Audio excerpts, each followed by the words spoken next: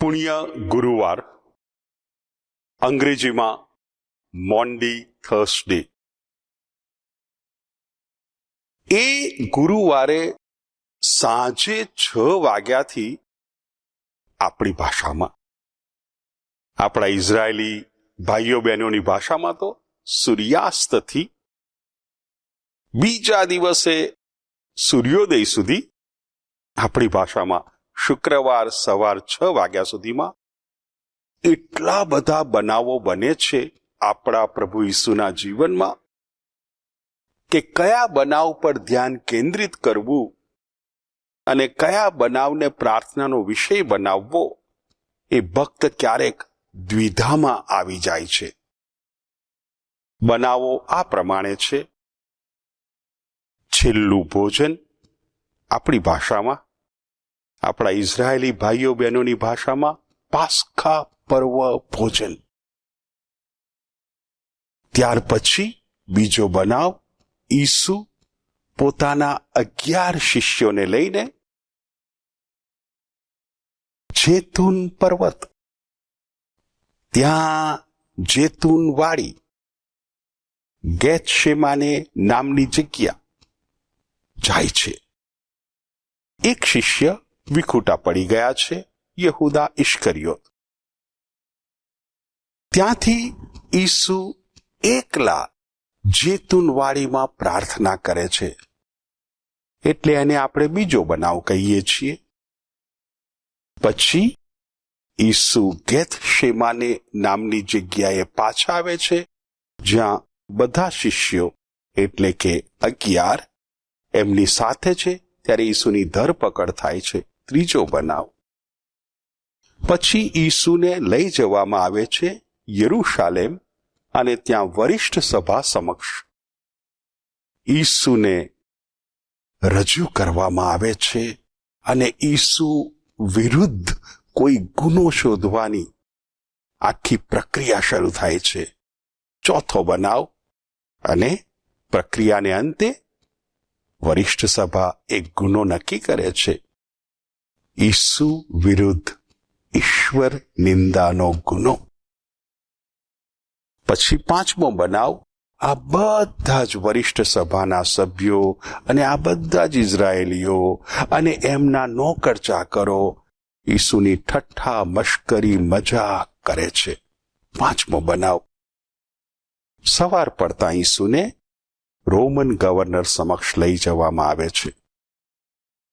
હવે આ બધા બનાવો, 5 બનાવોમાંથી એક બનાવ મને આ વર્ષે વધુ સ્પર્શે છે, અને એ બનાવ છે જેતૂન પર્વત પર, જેતૂન વાડીમાં ઈસુ એકલા પ્રાર્થના કરે છે.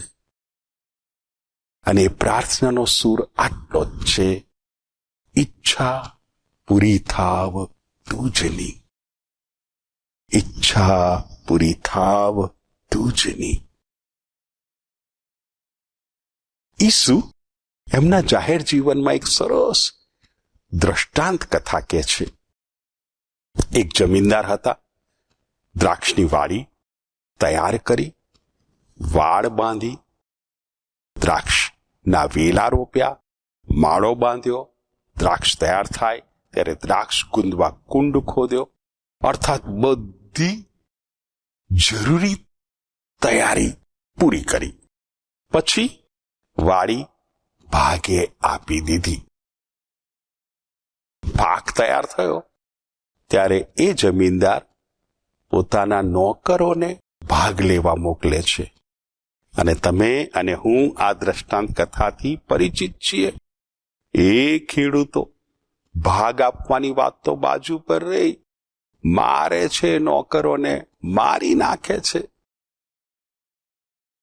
ઈસુ દ્રષ્ટાંત કથા આગળ ચલાવે છે અને પછી કહે છે, એ જમીનદાર પોતાના એકના એક પુત્રને મોકલે છે.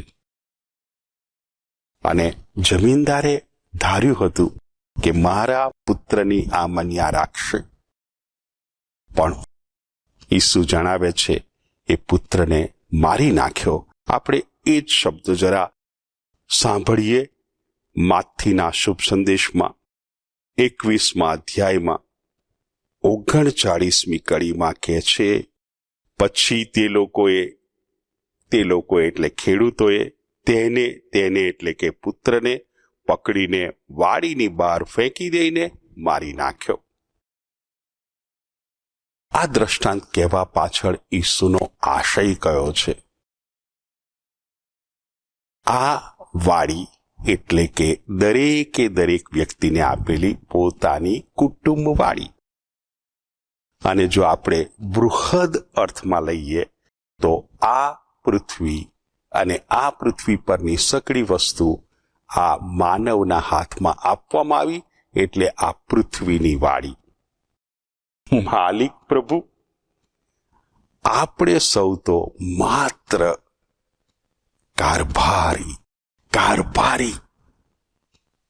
કારભાર ચલાવનારા. પણ વાત એવી બની કે એ માલિકને ભૂલાવી દીધો, એટલે મારા કુટુંબમાં મારી ઈચ્છા ચાલે છે, પ્રભુની નહીં. આ પૃથ્વી પર માનવ ઈચ્છા ચલાવે છે, પ્રભુની ઈચ્છા નથી ચાલતી. અને એટલે ઈસુએ જ્યારે પ્રાર્થના શીખવીને ત્યારે એમના શિષ્યોને કીધું, એવું કહેજો, જેમ સ્વર્ગમાં તેમ પૃથ્વી ઉપર તમારી ઈચ્છા પૂરી થાવ. પણ આ પ્રાર્થના શીખવી છે, આ દ્રષ્ટાંત કથા કીધી છે, એનાથી એટલું સ્પષ્ટ થયું છે કે આ પૃથ્વી પર થેઓક્રસીના બદલે, થેઓક્રસી એટલે થેઓ એટલે પ્રભુ, ક્રેસી એટલે એમની ઈચ્છા પૂરી થાય, એને બદલે ઓટોક્રેસી આવી ગઈ છે. મારી ઈચ્છા, હું થારું એ કરું. અને આ અવળે માર્ગે જતી માનવ જાતને સવળો માર્ગ બતાવવા ઈસુ માનવ બને છે, પ્રભુ માનવ બને છે. અને જુઓ ને, જન્મથી એક પ્રસંગમાં ઈસુ પોતાના જીવનમાં પ્રભુની જ ઈચ્છા પૂરી કરે છે. તો સૌથી પહેલા મા મરિયમના ગર્ભમાં શિશુ તરીકે પધારે છે પ્રભુની ઈચ્છા પૂર્ણ કરવા. પ્રભુ માનવ બને છે. જન્મ થાય છે, 8 દિવસ ત્યાં રિવાજ છે, સુન્નત કરવાનો રિવાજ. અને રિવાજ અને નિયમો એ પ્રભુની ઈચ્છાની અભિવ્યક્તિ છે. ઈસુ બાળક છે, પણ આ રિવાજમાંથી પસાર થાય છે. 40 દિવસ અને એ પહેલા ખોળાનો પુત્ર છે. નિયમ છે પહેલા ખોળાના પુત્રને પ્રભુને અર્પણ કરવો. ઈસુને અર્પણ કરવામાં આવે છે, અર્થાત ઈસુના જીવનના પહેલા તબક્કાથી, પહેલી ઘડીથી ઈસુ માત્ર પ્રભુની ઈચ્છા પૂરી કરે છે. અને એટલે હિબ્રુઓ પ્રત્યે પત્ર લખનાર લેખક લખે છે, ઈસુ જ્યારે જગતમાં પ્રવેશે છે ને ત્યારે શું કહે છે? આ હું તારી ઈચ્છાનો અમલ કરવા આવ્યો છું. ઈસુને માટે લેખકે આ વાત રજૂ કરી. અને પછી જેમ જેમ ઈસુનું જીવન મા મરિયમ અને સંત યોસેફના સાનિધ્યમાં ઉછળતું ગયું, બસ આટલું જ સ્પષ્ટ થતું ગયું. અને 12 વર્ષની ઉંમરે એ મંદિરમાંથી પાછા જડ્યા ત્યારે તો લેખક લ્યુક કહે છે, એ નાસરેથ પાછા આવ્યા અને એમના માતા પિતાના કહ્યામાં રહ્યા. માતા પિતાની આજ્ઞા, પ્રભુની ઈચ્છા પૂર્ણ કરી કહેવાય. બહુ જ થોડું જાણીએ છીએ ઈસુના આ બાલ્યકાળ વિશે, પૂરતું છે.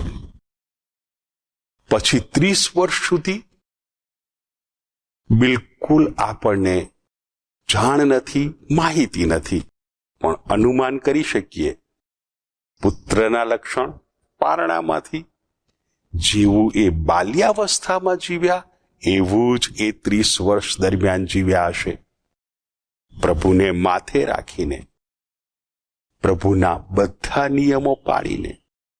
અને બધા નિયમો એટલે દર વર્ષે પાસખા પર્વ પર યરુશાલેમ આવવું, આવવું એટલે આવવું જ. શુભ સંદેશમાં ક્યાંક લખ્યું છે દર વિશ્રામવારે સભાગૃહમાં જવું એટલે જવું જ.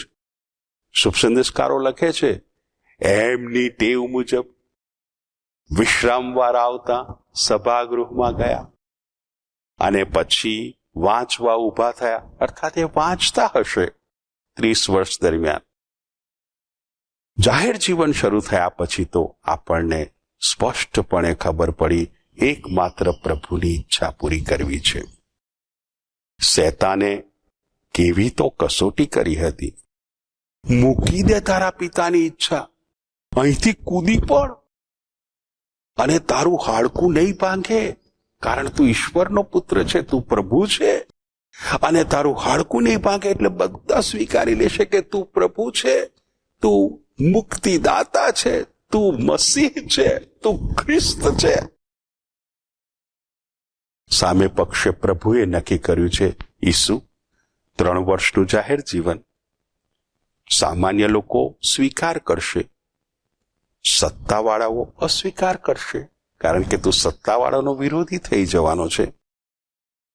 તારે એમની આગળ જુઠ્ઠું બોલવું હોય તો જુઠ્ઠું બોલજે કે તું ઈશ્વરનો પુત્ર નથી, તો તને છોડી દેશે. તારે એમની આગળ જુઠ્ઠું બોલવું હોય તો જુઠ્ઠું બોલજે કે જે તું રાજા નથી, છોડી દેશે. પણ જો તું વળગી રહીશ ને તો તને ક્રૂસ ઉપર ચડાવી દેશે.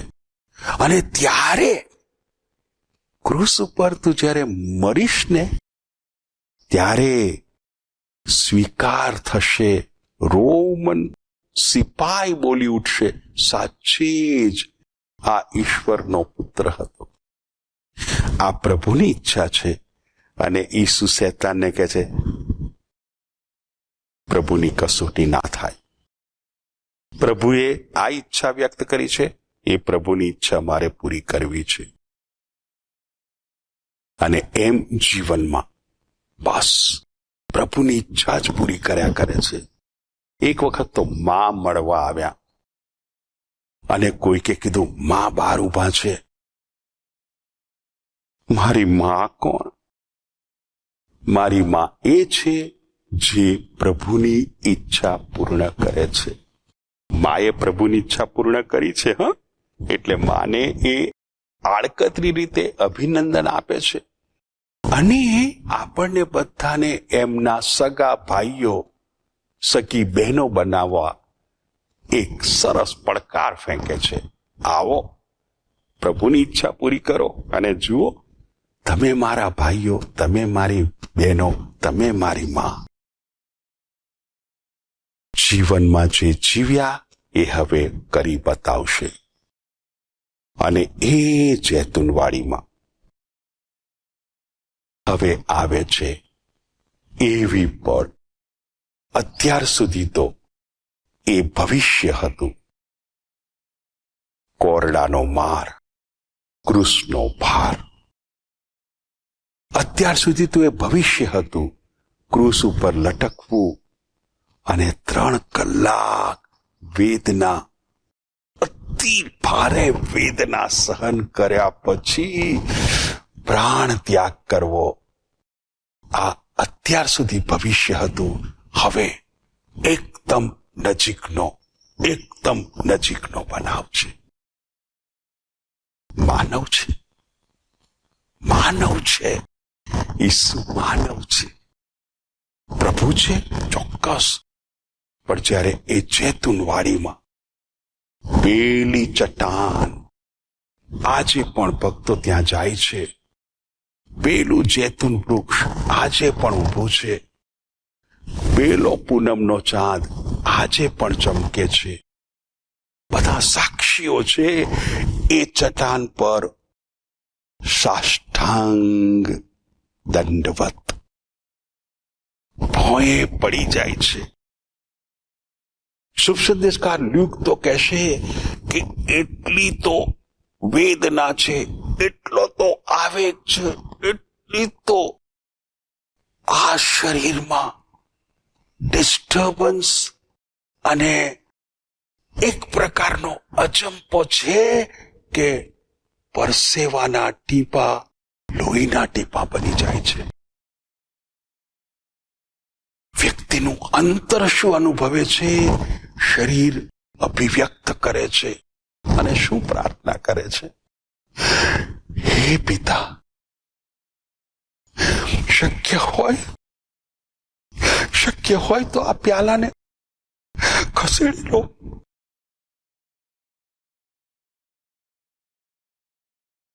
પ્રભુની ઈચ્છા પૂરી કરવા જે આ પૃથ્વી પર આવ્યો છે, ડગમગી જાય એવું લાગી રહ્યું છે, પણ મારી નહીં, તમારી જ ઈચ્છા પૂર્ણ થાવ. મારી નહીં, તમારી જ ઈચ્છા પૂર્ણ થાવ. કારણ આ માનવ પોતાના કુટુંબમાં પ્રભુની ઈચ્છા પૂર્ણ કરતો હોય એવું લાગતું નથી. પ્રભુની ઈચ્છા જ પૂરી થવી જોઈએ, કારણ પ્રભુની ઈચ્છા હંમેશા હંમેશા માનવના અને અન્યના અને સર્વના ભલા માટે છે. અને અત્યારે કટોકટીની પળ છે, ઈસુએ બતાવવાનું છે. અને એટલે જ્યારે પ્રભુ કશું જ નથી બોલતા, ત્યારે પ્રભુના એ સાયલેન્સને, પ્રભુના એ મૌનને, પ્રભુની એ નિરુત્તર રહેવાની પ્રક્રિયાને ઈસુ હવે માને છે. મારા પ્રભુ, મારા પિતા ઈચ્છે છે કે હું આ બધામાંથી પસાર થઉં.